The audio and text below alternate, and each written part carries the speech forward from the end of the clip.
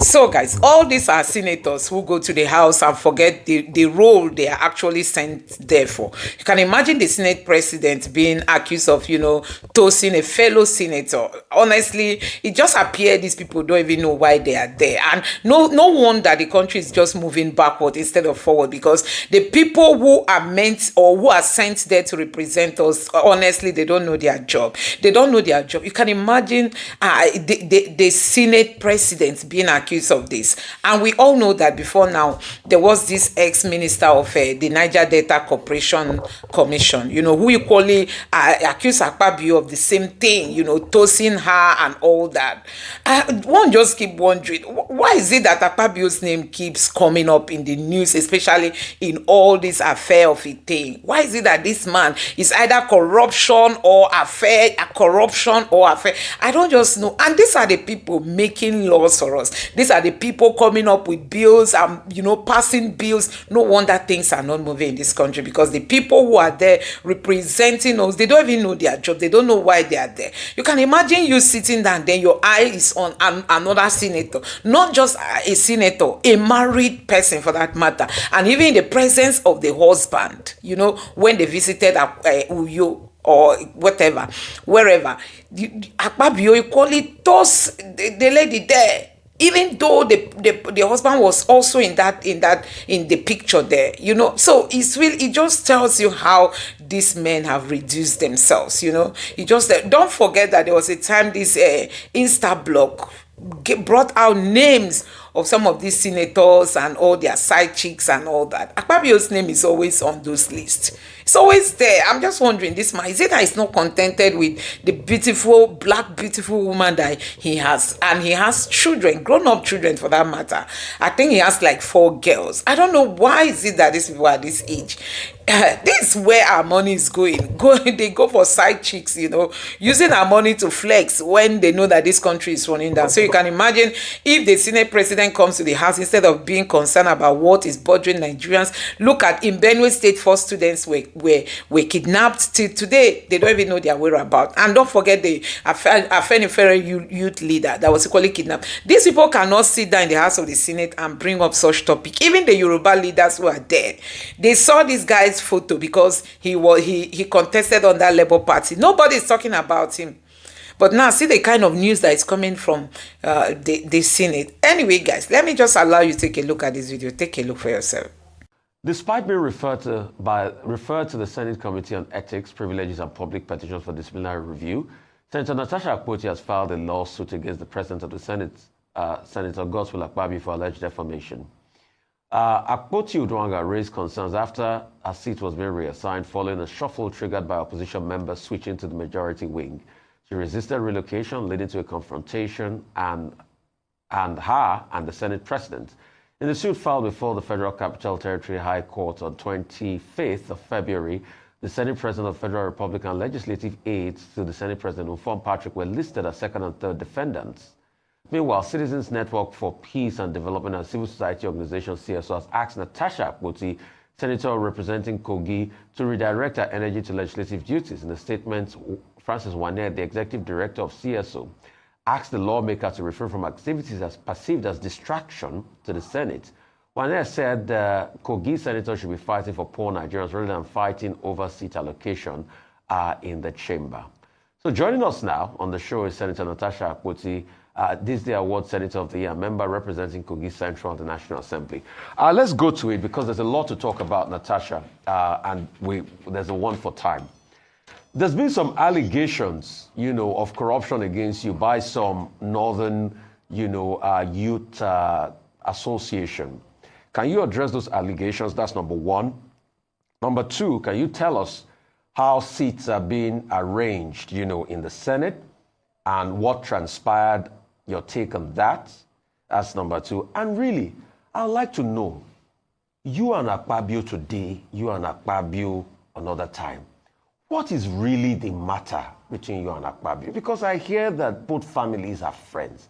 So I'd like to really know what is going on. Why always you and Senate President Akpabio? Those 3 questions.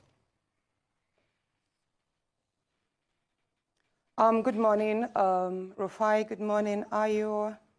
Good morning, Professor Killer. Thank you so much for having me on your show.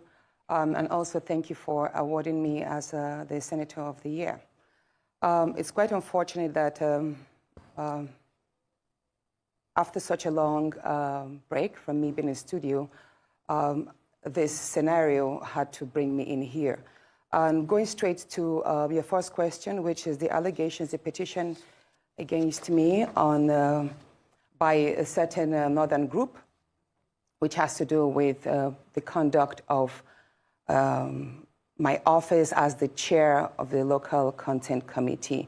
I would first say that the allegations are baseless, but in as they are hampering on my integrity, I am glad to throw some light on it. The first allegation there was on the misappropriation of the funds in the account and withholding the interest, as it said. I would like to say this, that when I resumed as chair, I have the bank statement here.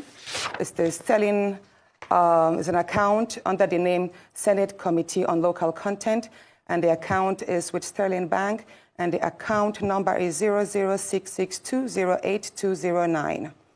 And when I resumed as chair of the committee, the account balance was 0. And then gradually, at the time I handed over to the next chairman, the account had 13,649,335 naira and 4 kobo. And I will say this, the first month after my resumption, the clerk of the committee, whose name is well listed there, probably the lady who is behind this petition, Mrs. Edith Aja, she approached me in January and said, oh, the first month's payment has gotten in. And I was like, what do you mean by that? She told me that every month, every committee in the National Assembly receives 950,000 naira as running or operational costs. And so that I said, okay, what is the money supposed to be used for? She said, it's for logistics, mail dispatches, whenever refreshments for meetings that we have, and all that. I said, okay, so if 950,000 naira has hit the account, we are yet to call for any meeting, so I think leave that money there, or is there a problem? She said, yes, the trend or the norm is that if there is no event or happenstance that utilizes the money, we are supposed to share the money. I said, how do you mean? She said, the money is usually shared. I, as a chairperson, I will take a part of it. I'll give some to my deputy, and the rest of the money will be shared amongst the staff of the local content committee. And I was like, did you say that is what happens? She said, yes, that is what my predecessor did, and that is what happens in all the committees in the National Assembly. I said, well, you know what? That money, if it's meant to service the operations of the committee, it's not meant to enrich my pockets. It's not meant to enrich the pockets of the staff. I would not want to collect this so-called impress. So I would advise that you keep that money in the account and we build the money, we use it for whatever it's needed. If we have to buy office equipment, print stationaries, then we use that money. And I promise this, and the bank statement is here. Anyone who has access to it, I have called the account number. You can check. We have gradually built the account. We used there was a time I approved the money last year for the purchase of a printer because it made no sense that we kept on spending so much money printing outside. I was like, you know what, let us have a printer in-house. We bought a printer. We also have printed lots of materials, but basically the money, I never took a kobo out of that in the name of impress. I never gave my deputy then, who is Senator Ede Dafinone, any impress. He can verify and attest to that. Neither did I allow any of the staff to take any money because that is taxpayers' money and the money was meant to service the office. Now, the second allegation there is that, oh, but by the way, it would impress you to know that ever since I left office, the money has been withdrawn by the clerk. About 5 million was withdrawn. And 2 days after my removal again, 4.9 million was withdrawn. So as at today, Okay. the bank, that account that had 13 million has only 123,000. Now, the second allegation there is that I harassed the clerk, and I called for the CVs of the staff. Now, this is it. I believe in, I believe that the committee was set to oversee the operations of all the IOCs and the national industry players, and to also strengthen in-country capacity with regards to the oil and gas sector. So such a committee needs the services of lawyers and auditors, because we have to look at a whole lot of accounts and how monies are being spent, monies that are due to strengthen the educational and training sectors, how they are being spent. So one thing, again, the clerk told me was that we needed to deploy the services of an external consultant. And I told her, I was like, why do we have to deploy the services of an external consultant when we have in-house staff? The Committee on Local Content had about 10 or 11 staff at the time. And I was like, we should be able to do this job ourselves. I am a lawyer. I can do my own part wherever one needs to refer to the Constitution or to the Act as it may. And I believe we should have supporting lawyers, we should have auditors, we should have accountants amongst the staff. So I asked her for the CVs so that I could look, and then amongst them I can write to the clerk of the Senate and say, you know what, can you swap this person, because I want to have an effective team to operate. So if that is what they say, harassment, then so be it. And as for the rest, they mentioned I harassed NLNG. Excuse me, please. Natasha, I harassed NLNG. Natasha, for the want of these companies will write and act and defend. For the want of time, the second question I ask is, then what transpired on the Senate floor? Second question, and why is there always a tiff between you and the Senate President? So those are the two. You can put both together. Of course. Why is there always a fight between you and the Senate President? Of course. That was on the sitting arrangements. I think it was a Thursday, last Thursday. I walked to the chambers early before sitting. I signed the book. Please, can I have some water, please? Where is it? Oh. Okay, we'll just wait I flew all night, so I'm kind of drained. Okay, so yes, you were saying, yeah. The sitting arrangements. I walked into the chambers that morning. I signed my attendance sheet, and I was walking straight to my usual seat, which is the last seat by the door, like at the topmost last seat by the aisle. So, and then I was told by one of the sergeants at arms that, oh, ma'am, that is no longer your seat. You are now sitting at the far end there. And I was like, since when? They said, well, that's what the Senate President instructed. I was like, I was in chambers yesterday, which was Wednesday. I've not been notified. Why did you change my seat? What reason? I'm comfortable here. I'm okay here. I wasn't notified to that. So I was upset. And then I said I refused to move to the new seat. I don't even know what the new seat is. I don't even know the number. I don't know. But they told me it was the last seat, appointed the last seat at the far end. So then the procession came. The president walked in to the seat, and then the rest was shown online. I was already told, by the way, that I should gently move. Some senators messaged me that I should please adhere to the change and move to my seat, because that was a trap, a setup. And I was like, I was trying to understand what trap, what setup. At that point, the minority leader, Senator Abamoro, walked up to me, and he told me, Natasha, please just obey, just go to that seat. And I'm like, no, sir, you are my leader. You should speak for me. I am not aware that my seat has been changed. And I believe I should be given a chance. Maybe they should explain to me why my seat was changed. Maybe I can also explain why, if they could maybe consider leaving me here, that I'm not moving. He said, he pleaded with me that I should please move to the other seat and not explain that we could address it later. And I said, sir, I have hit these chambers. I have complained, and you have witnessed several of my privileges, me being maligned several times, and you never stood up for me. So no, I am not moving there, because I do not trust that if I move, this matter will be addressed. So I am going to raise it on the floor. That was what I told my leader, who is the leader of the minority, Senator Abamoro. And then he walked. So after that, I was about to be Then the minority whip now read the rules that I have broken the Senate rule by not adhering to my seat change. Allocation, and that was when, at the time the Senate president was about to read my seat allocation. At the time the Senate president was about to read, because the next thing he was going to do was to read my suspension because I failed to adhere to that. But he had already Senator made some Natasha. statements that, Senator, the whip was, hold on. The whip Yes, it's just that we have to manage. Already had mentioned Senator that Natasha. Yes, ma'am. I'm so sorry, but we had to manage our time, and part of the question. Okay, so you might. So at that point, I knew I had to read Order 10. Okay. Yeah, I had to read Order 10. Now, what is Order 10? Many people don't understand. So now, Order 10 is is an SOS for every senator who feels their rights and privileges have been breached.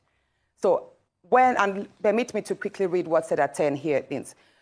Any senator may rise at any time to speak upon a matter of privilege suddenly arising, and he shall be prepared to move without notice a motion declaring that a contempt or breach of privilege had been committed. Now, here it is. It does not say I cannot read that order in that place. But whenever a senator feels that their rights have been trifled upon, I have the right, even if I'm laying on the floor, wherever a senator is in that place. This order book does not say Order 10 should be read from a particular seat. Okay, Senator Natasha, let me come in here. I have no right to speak please. From that Senator seat, Natasha. that I should speak from my new seat. Yes. The Senate President aired. Hold on, please. This is a very important point. Okay. The Senate President himself made a mistake by not allowing me to speak on that Order 10, because it says here, and let me mention number 11. When a matter of privilege, Senator Natasha, I'm going to have to come in here. Senator Natasha, I am going to have to come in here. Thank you so much. Yes, please. You'll have more time to explain, but we have such limited time and we want to get as much out of this interview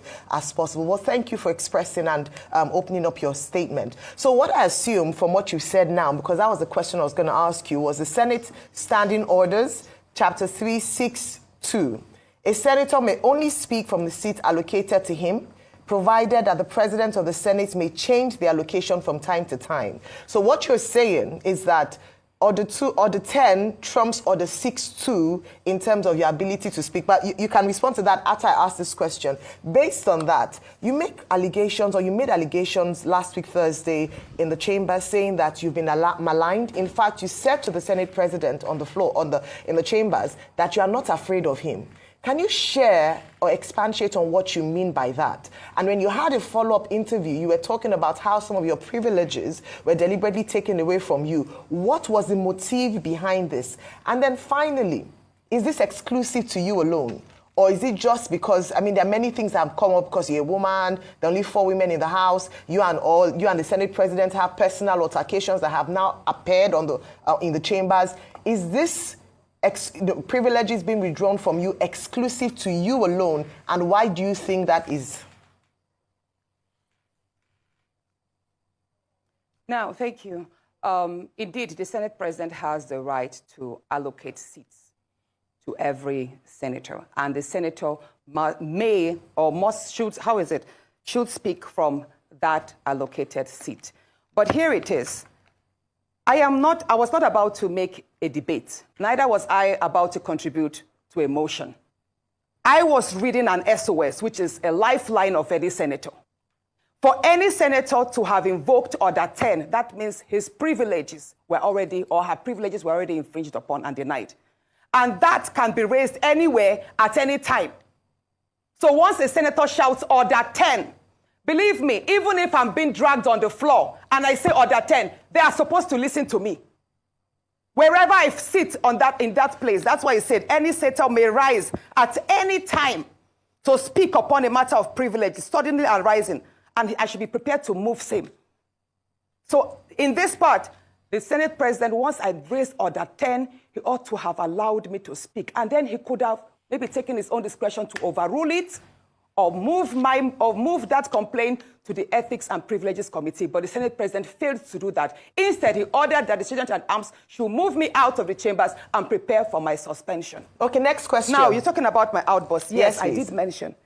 I did mention that my rights in the Senate there, I have been dehumanized, I have been maligned and all what. And that outburst, I believe that the seat change was just the straw that broke the camel's back.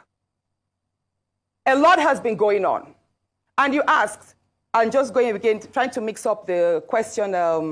Yes, that's fine. Mix with this so I asked you, you made a statement that you've been maligned, you are not afraid of the Senate president, and that I asked if this was exclusive to you alone or if this is a particular trend. Yeah, that outburst, that's what I'm about to explain that. Yes.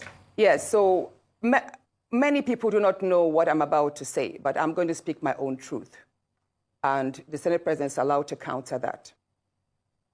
It all started on the 8th of December, 2023, which was a day before his birthday and my birthday. We are birthday mates. We were all in Akpabio because he had a big fanfare in the stadium. Myself, my husband, and a few of his close friends, we went to Akpabio. And at first, we were at Ikot Ekpene. We were in his house in Ikot Ekpene. Then we all moved to his house in Uyo, which was about 8 p.m. And he held my hand and said he wanted to show me around his house. My husband was walking behind us, just 3 of us. We're walking around from room to room. He showed me the beautiful interior. This was done by this, by that, this designer here, he bought this from us. I was like, oh, it's beautiful. And then I noticed that he hastened his pace while still holding my hand. And my husband was behind, still on his phone, but he was catching up whenever he could. And then he got to this particular sitting room, and he said, do you like my house? I said, of course, sir. Every room, beautiful, nice interior, quality taste. He said, now that you're a senator, I'm going to create a time for us to come spend quality moments here. You will enjoy it. At that point, I just pulled away, and I was like, I don't really understand what exactly that meant. But then my husband now, when I turned around, I saw my husband was already near me, and the way my husband looked at me and looked at him, I was beginning to wonder, did he hear part of that inciting statements or not? And then the Senate president, too, I saw that he also had that thought, like, did my husband hear the invitation to treat or not? So then the Senate president now said, oh, by the way, let me show you my chapel. He has a chapel in his house as well. So while we were going to the chapel, you know, we walked in silence and all. So that evening, before we left the Senate president's house at about 11 midnight to the 4 points in Ikot Ekpene. And my husband asked me, Natasha, what did the Senate president whisper to you? What's he telling you? I thought, should I tell him that he was speaking about bringing me in here at a special time for us to have a good time? Or should I just kill it there, wrap it as if there was nothing? Because tomorrow was a big day. I know how much my husband adores the Senate president. He loves him as a brother. My husband would do anything to support him. So I told my husband, nothing. I can't remember what I created, but I just gave him some words to manage, to mask what was said. After, when we laid in bed, I lay to my right, and my husband wrapped his arms around me, and he said, my love, you know you can't tell me anything. What did the Senate president tell you? Again, I was like, don't you believe me? I said, nothing. Nothing. Moreover, it's my birthday in a few minutes. Let's just be happy. Then my husband told me he doesn't want to see me travel out of the country alone, and I should not go to the Senate president's house because he has a guest house where many senators do go there, you know, after office to like get approvals and all that. So I told him, okay, no problems. That was it. I thought that was going to be the end. But then, in February, I wanted to move a motion. I wanted to move a motion for the investigation on the ills of corrupt practice in Ajakuta Steel Company. I listed that motion 5 times. It was the 6th time that it was listed on the order paper that was approved. Many senators can testify to that. Each time the motion is listed, just before he takes it, he will say, oh, Senator Natasha, we can't take this motion because the board of the Senate does not accommodate it. Or he will speak on others and then let it drag so that just before my motion is taken, the time will be well spent and won't. So he kept on doing that. I went to him in his office. And I said, Senate President, you know how important this Ajakuta Steel Company to me is. You know how important it is to my people and to Nigerians. I've noticed that you have stepped down this motion. As a matter of fact, the member of senators told me, go and see him and plead with him so that he would take it. I was like, sir, please, why can't you take this motion? It's very important. It's been listed. Then it was listed the third time I stepped down. He then said, Natasha, I'm the chief presiding officer of the Senate. You can enjoy a whole lot if you take care of me and make me happy. At that point, I said, sir, I'll pretend that I didn't hear this. He said, well, the ball is in your court. I left his office, and when I got home, I told my husband, I didn't tell my husband what happened. I just told my husband, please, can you speak to the Senate president to allow my motion scale through? I think I also spoke to the DSP, to the leader, Senator Payme. I spoke to a number of senators that they should please intervene and allow him to laugh. I never told them what happened. My husband had to take a trip to London. Then the Senate president traveled to London. My husband met with the Senate president in London and pleaded with him. Let my wife take this motion on Ajakuta. That is very important to her. Okay. All right, Senator Natasha. Said, okay, that he did not take it because he was protecting me. Hold on, please. He didn't take it because he was protecting me. Protecting me from what?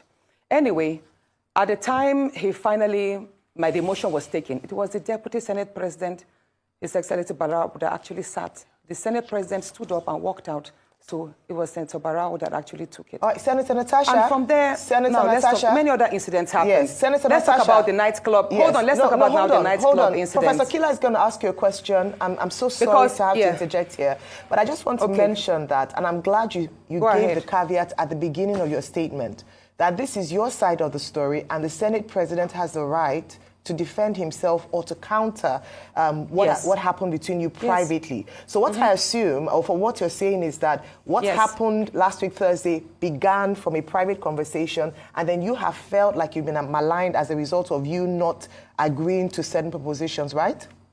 Yes. Okay, so what has happened? You know the story of when a student keeps being failed. Yes. Please, let me say this, Ayo. You know the situation we see in universities whereby a student is continuously being failed just because she has not slept with the lecturer. That's what I've been facing, in simple terms. Thank you. Professor Kila. That is what I have been going through. Thank you very much, And Professor Kila. now, moving to, should I speak about the nightclub incident? No, that's okay. Professor Kila will come in now. Thank you. Don't do that. It's quite time to come in because you've just indicted the lecturer indirectly. And now I'm coming to ask you a question. Senator, it is from your side of the story, it is clear that there's a lot of undercurrent and personal issues that had led to the, should we call it the outburst on the allocation of chair thing. There's a lot going on, and you've made a series of allegations which indicts the Senate President morally, if not criminally, at least. And there's the indictment of abuse of power because he was refusing you to do your duty for personal reasons. We need to see if he has the right to do that. But let me ask you a question, just to simplify. This idea of your seat was reallocated and you don't want to use it. What's in a seat? Why was it so important for you not to just move as you've been told to do so and deal with it later? What's the importance of saying no to that seat allocation? Thank you so much, Professor Kila. Sitting arrangements in the National Assembly or in the chambers is very critical. That is why at the forefront, we have the leadership. And after them, we have ranking senators, second-timers, third-timers sitting there. And the nearer you are to the Senate President, the more visible you are. You're able to interface with the daily activities, and then you have more visualized, the cameras capture you more. You're more present as against being a backbencher.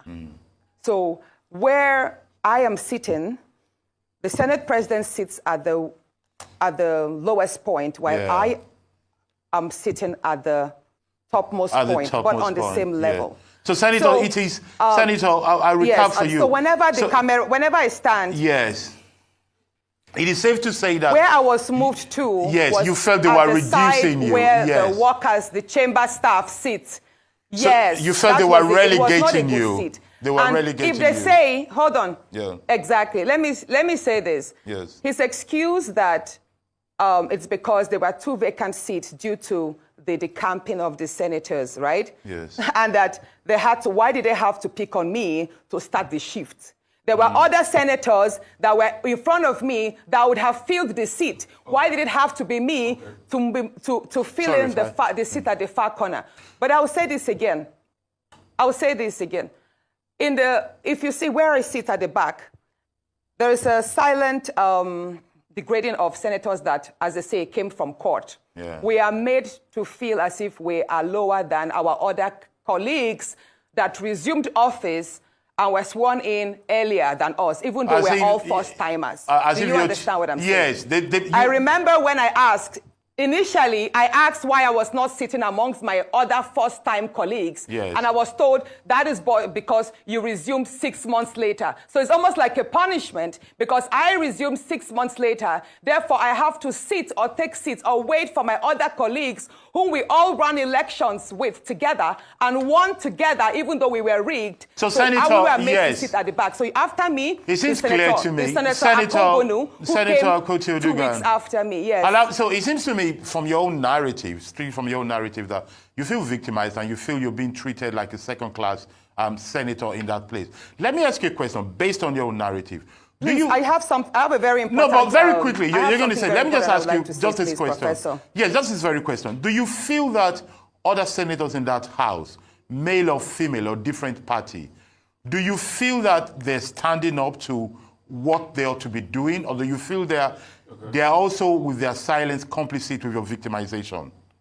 I want you to judge the whole Senate, 109 men and women. No. You don't feel they're complicit, and you don't want to... Now, here it is. I have enjoyed tremendous support from my colleagues. And the fact that a number of my colleagues have not spoken out publicly in my defense or criticized what has happened does not mean that they do not visit me privately at home or they do not call on me to give me words of encouragement. Why they are yet to come up openly and criticize the activities of the Senate President, probably that's best known to them. However, one question I have been asked a number of times is, why are the women silent? Why are the 3 other women silent? Yes, so why, Senator? Why do you think they're silent? The day I filed the suit of defamation, the suit that sexual act whereby the Senate President's SLA on new media, Mr. Patrick Mfong, sexualized me by addressing my attire as being transparent and that the only thing I know how to do is to wear pancake to the chambers. So when I filed that suit, Senator Ireti Kingibe, hold on, Senator Ireti Kingibe, Senator Natasha, and Senator we're low on time, 3 women who sent messages to me that they do not support the litigation. And none of them have called, apart from Senator Ireti, that called my husband to tell me to withdraw that suit and all that. And my husband charged her that you were the same person who had come to the house to tell him that the ST was hitting on his wife sexually. So why are you now against my wife standing up for her rights? So let me tell you something, Mr. Which nobody knows. No, Mr. Rufai, please allow me to say this, please. Please go ahead. Can I say this? Please please go ahead. Please go ahead, Senator. Please go ahead. Now, at the nightclub incident, I believe that was not a slip of tongue. That was not a slip of tongue. He has a number of times told me that there are various ways we can have fun. If we travel, he has a way of making the house, the space. He can basically create a party in the space. Do you understand? Like a nightclub in the space and would have fun and all of that. So that nightclub incident statement was not a mistake. It was more like out of the abundance of the heart, the mouth speaketh. But let me say this. The day before please, Rufai, let me laugh. Go ahead, Natasha. Go ahead. Let me speak. Please go ahead. Please go ahead.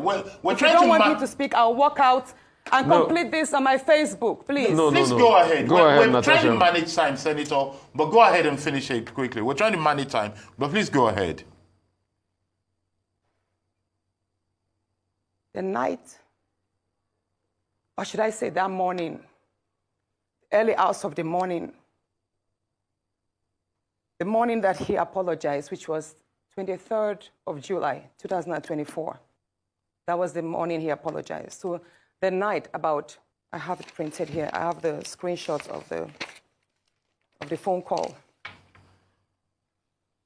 It was 14 minutes past midnight when my phone rang. The leader of the House called me, Senator Michael Bamidele Akpabio called me, and he said, Senator, how are you? I said, I'm fine. He said, you know, in the wake of all of this rancor, if the Senate President goes down, I will go down too. And I said, what do you mean, sir?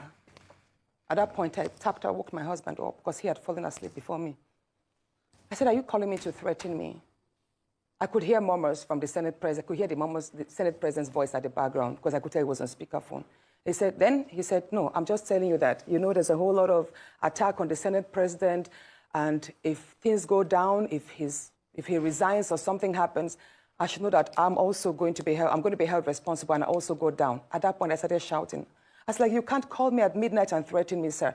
You can't do this. And mind you, I was actually surprised because the leader of the House is someone I respect greatly. He's a very good friend. He's a very calm person. And I believe, I'm saying it, that if he actually made those statements, he probably was told to do so. So I dropped the line. And then I dropped the line. The first conversation was just 2 minutes, 33 seconds.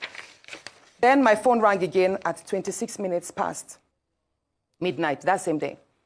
And then it was the same call, Senator Akpabio's line, but then it was the Senate President's voice. He said, Princess of the Senate. That's how he calls me casually. You know, I've been attacked. My wife has not slept for days. She's been crying. She's received lots of insults, all because of you. I said, no, sir, it's not because of me. It's because of you. I didn't force you to order that statement. And I did not call on the support I received from Nigerian women. So don't blame it on me. He said, no, he's telling me this because the Dane of Akbar, I think he's a king in Akbar in Delta State. So the Dane of Akbar spoke with him and told him that he, that's the Senate President, was the most hated politician in Nigeria at that point. Mind you, that was a few days to the protest. There was this end bad governance protest on the 1st of August, and this incident happened like a week before. So he said the Dane of Akbar told him, Mr. Senate President, you know, your rating is all low. You're one of the worst. You're one of the most hated politicians now. So I would advise, he said the Dane of Akbar advised the Senate President to leave Abuja because if he is caught in the middle of the protest, he could be attacked by the Nigerians. I said, so why are you telling me this, sir?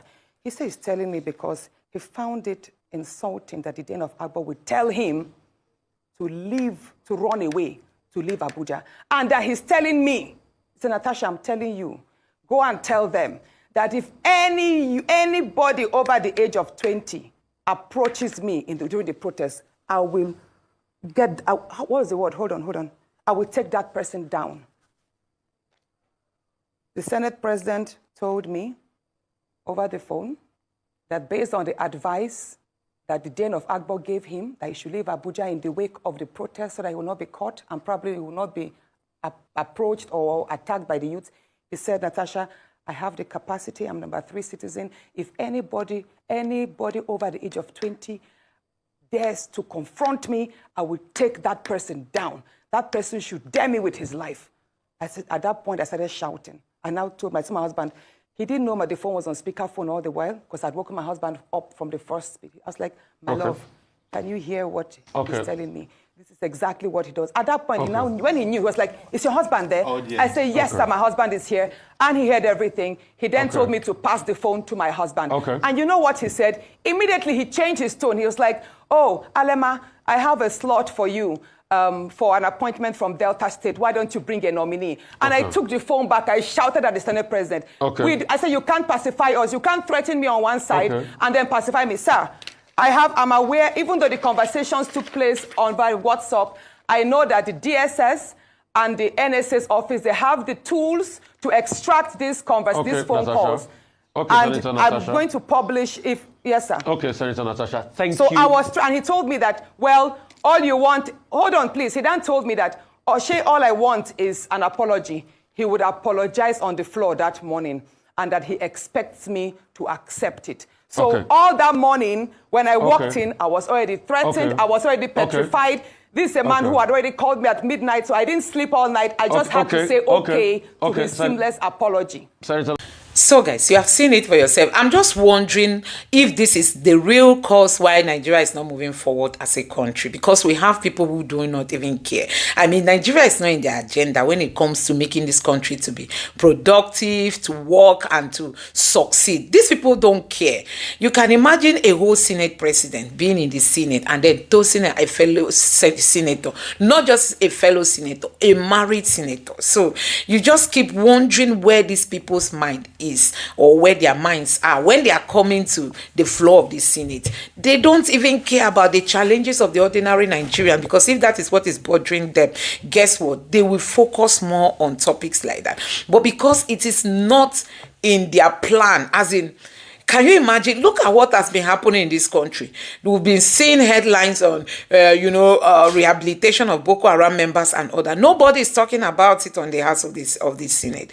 We've talked about insecurity. Go to Benue State now. 4 female students were picked up from their hostel, and nobody is making mention of that. Not to talk of on the house of the assembly. They have representatives there, but their minds are elsewhere. Look at their Fenifere youth leader, whose video have been going viral. Nobody's talking about it. These are things that these people should come to the floor of the Senate to discuss, coming there and pointing out to daily challenges Nigerians are going through, and then coming up with proposal and let them vote and come up with bills and all that to make this country move forward. You just end up finding out that this is the reason why Nigeria is not moving forward, because we have leaders who are not creative.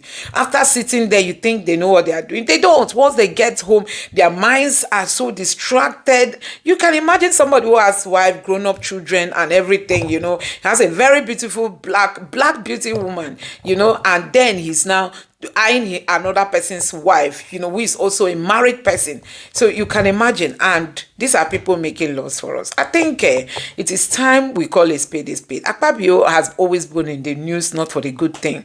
It is hard to hear Akpabio's name on the news for any good reason. It's either corruption, it's either election issue, it's either tossing a woman, all those stuff. These are the things you hear. Once you hear Akpabio, go and check. It must fall under any of this. And this is not good for someone who is the Senate president. What are you telling the world about Nigeria? You said you are the number 3 person, but you are using your position just to toast women. Why not use that your position to go and speak on the behalf of Nigerians who are held in Libya, Nigerians who are held in Rwanda, Nigerians who are held in Britain, Nigerians who are held in different parts of the world? Many Nigerians are languishing in jail, and somebody is boasting that he's the number 3. What is your number 3? 7 the people. So sometimes you just look at what is happening in this country and you just keep wondering if we still have a country. So guys, I don't know what you make of all this. Let me know your thoughts in the comment section below. Please don't forget to subscribe to the channel, turn on the notification bell. Please give this video a like so that YouTube can recommend it to others, and drop your thoughts in the comment section below. Thank you.